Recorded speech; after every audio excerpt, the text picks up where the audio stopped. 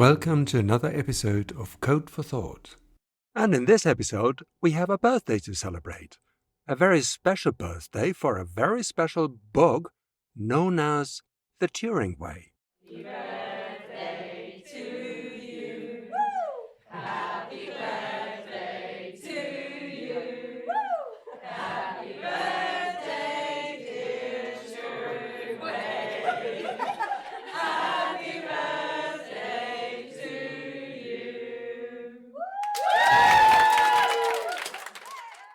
It's 5 years since the Turing Way made waves in the world of data science and science in general, and to mark the occasion we had a bit of a birthday do, as you just heard, with songs and cakes and all at the Collaborations Workshop this year, that is, 2024. So, what is the Turing Way? To say it's a book isn't really doing it any justice, because it's a lot more than that.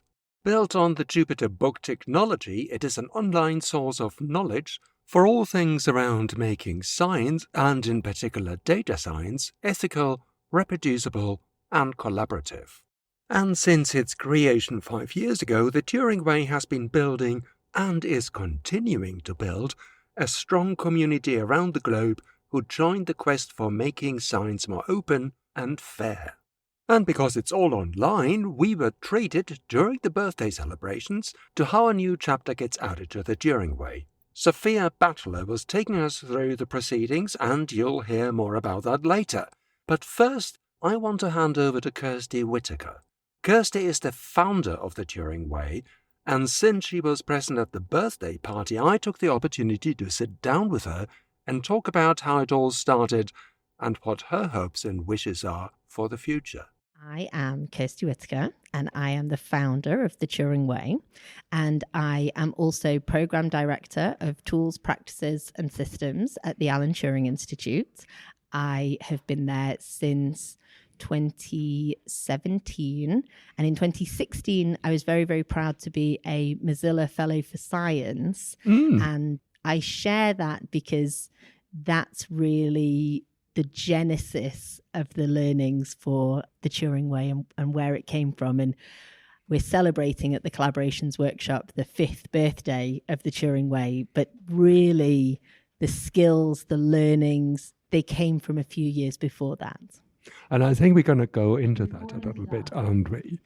First of all, what is the Turing Way? And could you describe that? It's a book, but it's not a book as you know it, is it? It's a book, it's a community, it's loads and loads of work. It's an inclusive, collaborative space. If you come to our website, you will see chapters written across 5 different guides and also a community handbook supporting people for best practices for reproducible, inclusive, collaborative and ethical data science. But what really sets the Turing Way apart is the way that we've written that book. And that book has been written by many volunteers, but not exclusively volunteers, coming together, having conversations in various different spaces, but including conversations on GitHub, in GitHub issues, and contributing their expertise through pull requests to build the book from a few original chapters that a dedicated team focused on to these many hundreds of chapters that we have now. So it is a kind of an online book. We hear later on from Sarah Gibson that it actually is built on Jupyter book technology. That's right. So it's a living book. So one of the things that when we were starting the Turing Way is we had lots of conversations about the bookness of the book. And we've never really answered it, to be perfectly honest. Some aspect of the book is a curated guide, is the sort of the ability to learn from others in your own time. And that's quite similar to a traditional book. But it's online, so it can change, it can be improved, it can be updated, and it can be expanded.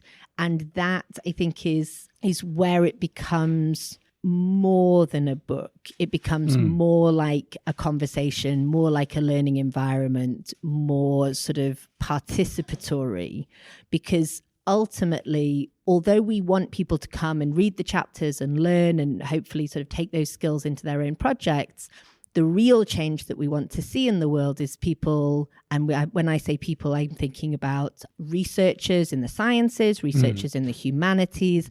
I'm thinking about policymakers, maybe they work in government and the civil service. I'm thinking about members of tech communities, thinking about people in the third sector. And really the change that we want is for them to feel that they are able to join our community and to improve the knowledge in our community.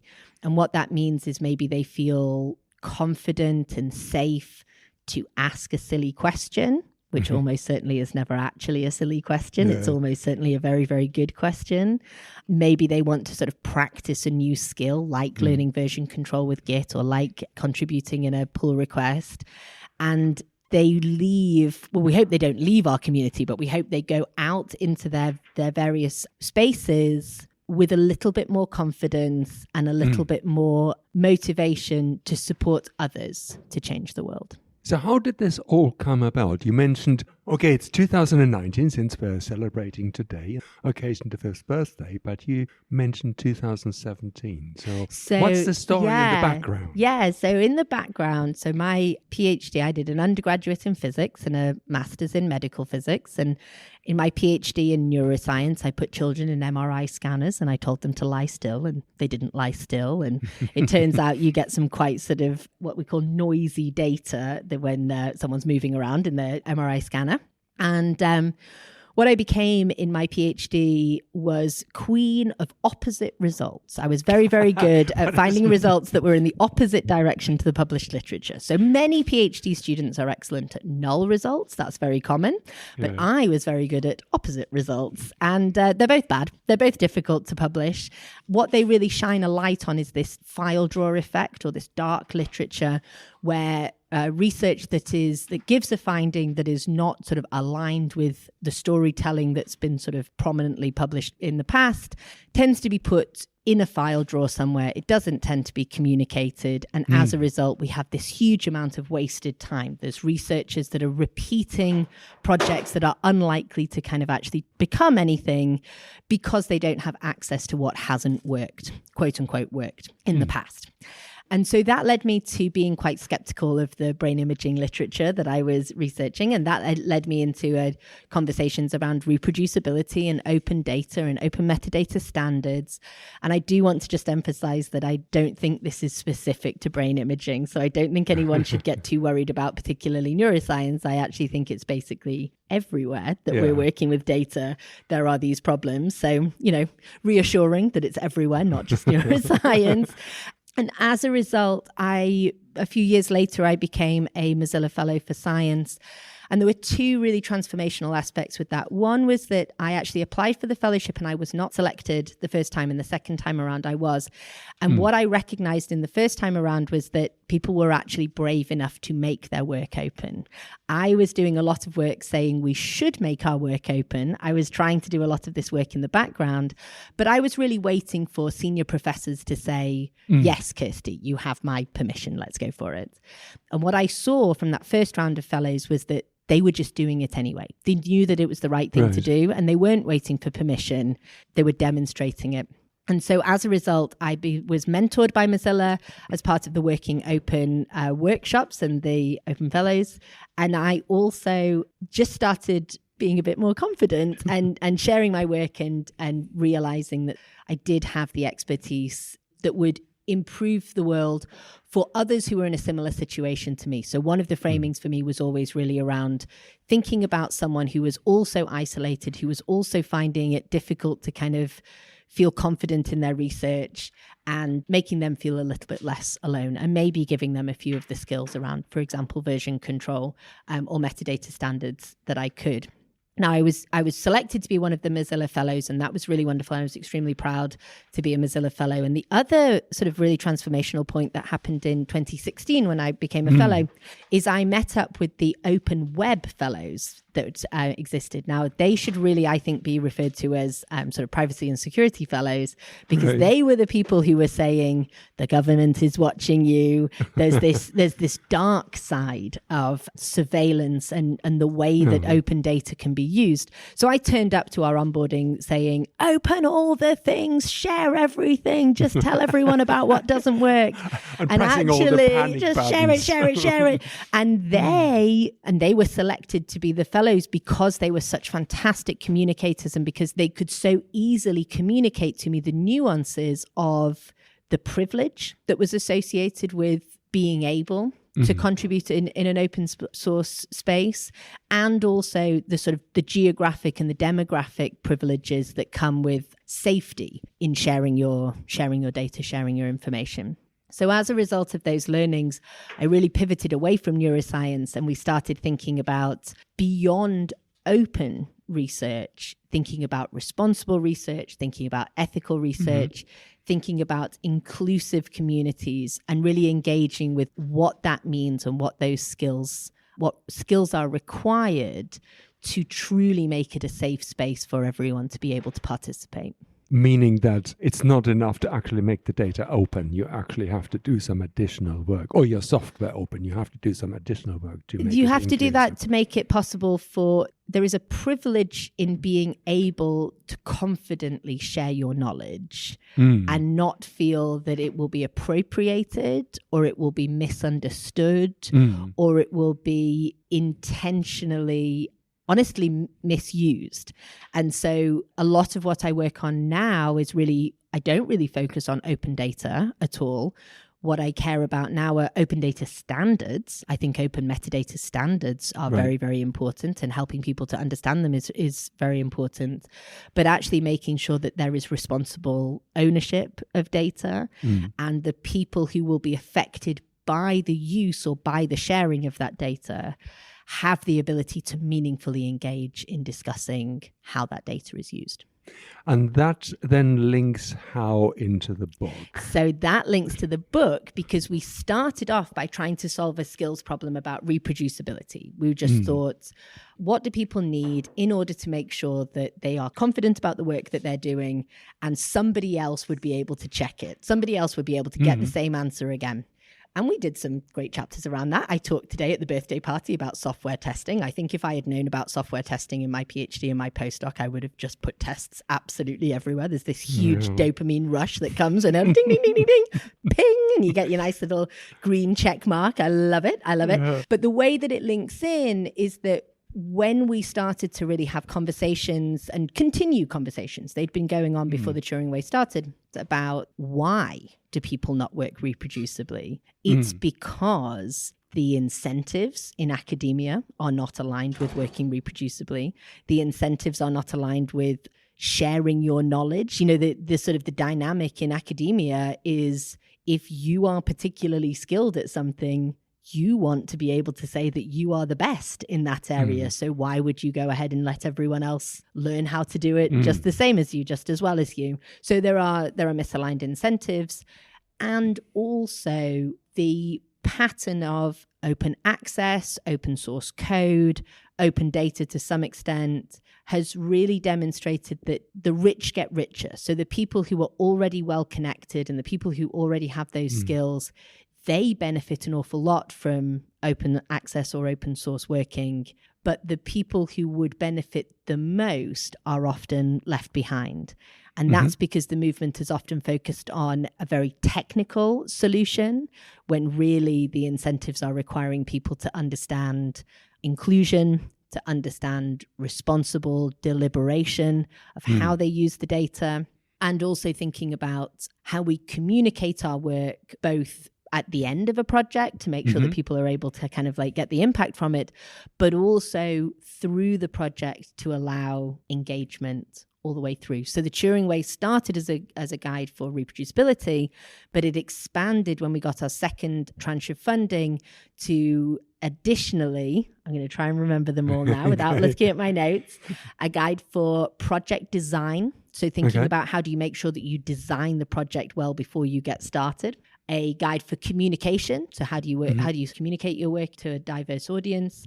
A guide for ethical research, responsible research. And one of the great chapters that we have around that is sort of self-reflection questions that ask you to think about what are the biases that you're bringing to your work. So for example, I'm white, I'm heterosexual, I'm a woman, I'm English speaking, I've grown up in the UK, I've lived in the United States, but I haven't lived anywhere else. What are the biases that I am bringing into a project by virtue of my lived experiences? And that's a great chapter inside of that guide for making sure that we're doing ethical research. And then we have a guide for collaboration. And that's actually probably my favorite guide, because I think collaboration means different things to different people. And it's always fascinating to kind of see, again, what definitions people are bringing into the room when they think about collaboration. And then finally, we have a what we call a community handbook. And we try to demonstrate our processes. We try to share what we're doing. Everything is openly licensed. So what we really hope is that if people like what we're doing, if they think it's a useful practice, they could go away and do that too. When people go to the Turing Way, how are they expected, or how would you like them to use that? It's such an interesting question, because I get feedback that I'm very unhelpful in my response, but it's sort of anything you want. So long as you abide by our code of conduct and you are respectful and you are thoughtful and you are kind, really anything. So let me have a think. So I would love it if people shared a chapter that they thought was useful. Similar to how if you read a really useful blog post, you might ping it to someone who would benefit from it. That'd be great. That'd be a wonderful contribution to the Turing Way, because that would be spreading our knowledge. That would help the discoverability of the hard work that our community has put together. I would love it if people thought there was maybe something that could be clearer in a chapter. Maybe there's a spelling mistake. Maybe there's a broken link. Maybe there's a sentence that just, I don't know, maybe it just could be better, more clearly stated. Yeah. I would love it if someone saw that and came to our GitHub repository, opened up an issue and said, can I suggest that maybe this is rephrased, or, you know, what do you all think of this? I'd love it if they opened an issue. I'd love it if someone came along, and it could be the same person, but it could be a different person, who opened a pull request and actually fixed that error and changed it and built on the work and took the conversation forward, took that, sort of engaged in that livingness of the book, the livingness of the bookness of the book. I think we have a very, very vibrant Slack community. I really enjoy when people come along there and maybe they share initiatives that they're working on. Maybe they ask questions. I think the sort of building up support for each other in that space is really wonderful. I really love it when people cheerlead each other. I think we don't need to just contribute to the book. I think part of the contribution of the change that we're looking to make in the world is making people feel seen and valued and supported. We also have what we call our collaboration cafes, and these are 2 hours twice a month, first Wednesday of the month and the third Wednesday of the month. And they're online and everyone is welcome. And what we do there is we have breakout rooms, and people can kind of come and they can either set aside specific time to work on something if they have an idea, or they can come along and brainstorm or read or learn. And that is a beautiful contribution to our community as well. There's a whole bunch more that would go further and beyond, but essentially anything that promotes the work we're doing or gives us feedback to improve the work we're doing, those are beautiful contributions that we love. And you mentioned inclusion, and inclusion also means language, because language can be an important barrier. So how does the Turing Way address that? Oh my goodness. So I said that I'm English speaking. I grew up in the UK. I've lived in the United States.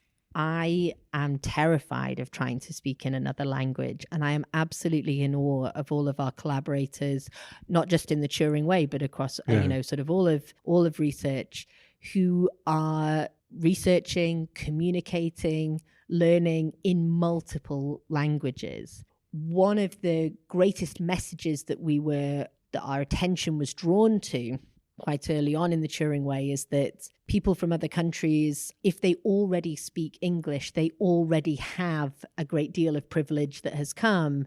And so we will reach the people who are most in need of these additional skills, or for whom the extra skills would enhance their opportunities in research and data science, that if we were able to communicate with them in their language of choice or their first language, it would just be so much easier for them, and we would reach probably the more important people. And so we have a working group in the Turing Way. They've been going for, I think, 3 or 4 years now.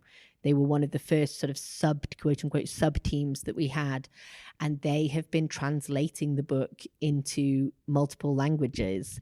And they use a platform called Crowdin, and anyone is welcome to come along and read a chapter and translate. And I think I'm right in saying you can translate something as small as a sentence or as small as a paragraph. Okay. You know, you can just do really little things. They have a really, really powerful review process to make sure that they've got another language speaker. It's translated into Spanish, into not perfectly, not the whole book. The whole book isn't totally translated, but some parts of it are being translated into Spanish, into Arabic, into Chinese, into French, Dutch, I think. And we are open to really anyone coming along and contributing that expertise. So you are able to look at a version of the Turing Way. And again, this relates to the livingness of the book, the fact that it's available online. You can click on one of those specific URLs and it will take you to the version of the book that's been translated into that particular language. Great. I would like to finish off with another question, which was actually asked to the people in the room in the workshop today. What lies ahead? What are the next 5 years going to be like? I have 2 hopes and dreams for the Turing Way in the next 5 years. One of them is small but very, very radical, which is that I would love to see our community improve already written text. I think we have a lot of people who think that it is insulting to the person who, usually a volunteer, who wrote, put a lot of effort into the content that they written and that is live in the book. But I think part of making sure that as the book grows and as there are hundreds of chapters, I think actually it is our responsibility to edit the book and to synthesize the knowledge and probably restructure it or combine areas that have overlaps, provide links between those areas, and in all honesty, potentially shorten some of the sections and link out to other resources that maybe go into more depth. So that is something that we've always found very difficult to encourage people to do, mostly because it takes a huge amount of confidence to come in there and say, I know how to write this better. And it's because it's very unusual in our cultures to overwrite somebody else's work. That is usually considered to be something that you would maybe want to get their buy-in for first. And I think there's something very radical about following an open source kind of framing that says, I did my work. It was as good as I could do at the time. And this is community owned and this can be improved. So I would love to see that. I would love to see the book get both shorter and broader as we continue to grow on the content and the guidance that we make available, but also make it as useful as possible. And then I think the other area, which is also hard, but it's hard on a different level, is I would love to see more shared ownership. So the Turing Way started from an investment as part of AI for Science and Government, which was a £38 million investment that came to the Turing Institute. It was given in 2018. We weren't actually confirmed that we had the money until October, and we had to spend the whole first year by March.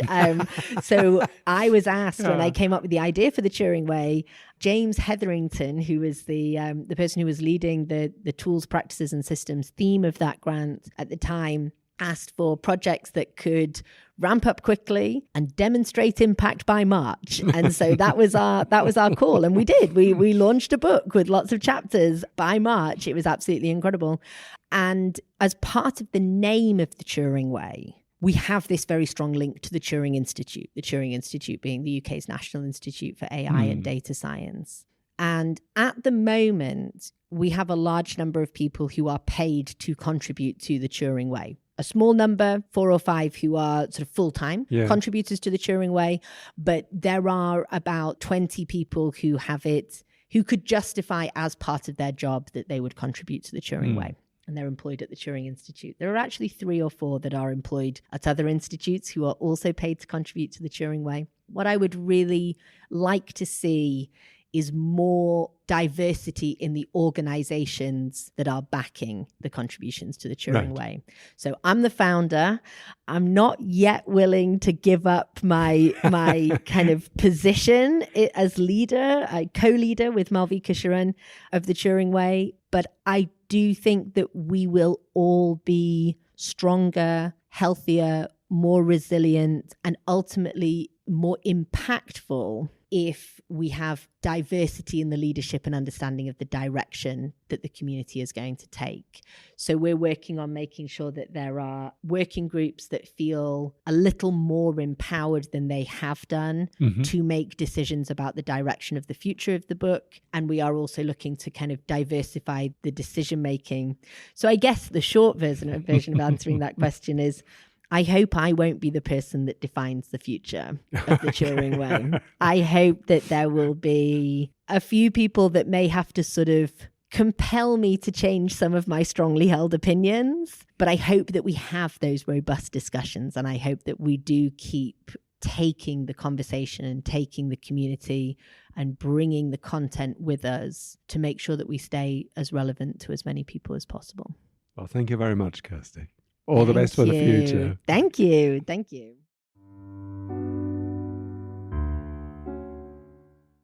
And the community around the Turing Way is growing as we speak. And as I mentioned at the beginning, a new chapter was merged into the Turing Way live during the birthday celebrations at the Collaborations Workshop.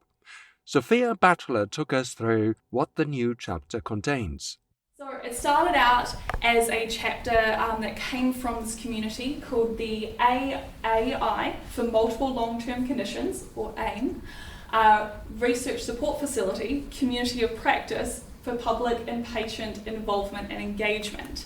It's a lot of acronyms, but it's a wonderful community that started with the 8 core AIM projects and then expanded to include and grow to support 25 different projects, all focusing on multiple long-term condition research and how we can involve patients and members of the public, people who have developed an expertise through their lived experience in the research projects, so that experts by experience can work alongside members of research teams, data scientists, clinicians who are experts by study. What we've kind of done with the chapter is developed a guide focused on initial planning. How do you even start to think about planning an event that is going to be welcoming and inclusive to a diverse audience? And what does this mean when we think about event design as a whole? Okay, after the introduction, the big moment arrived. All things going to plan. Well, let's get a 3, 2, 1, okay? Let's go 3, 2, 1.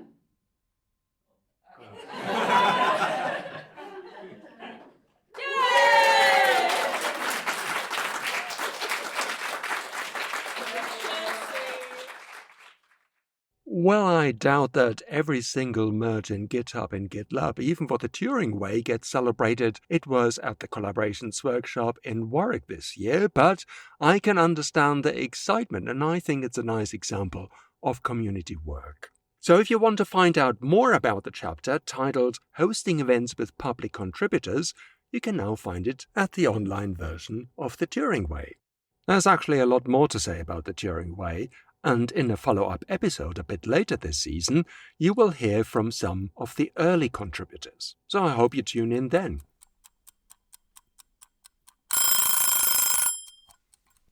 Oh, time's up. See you next time.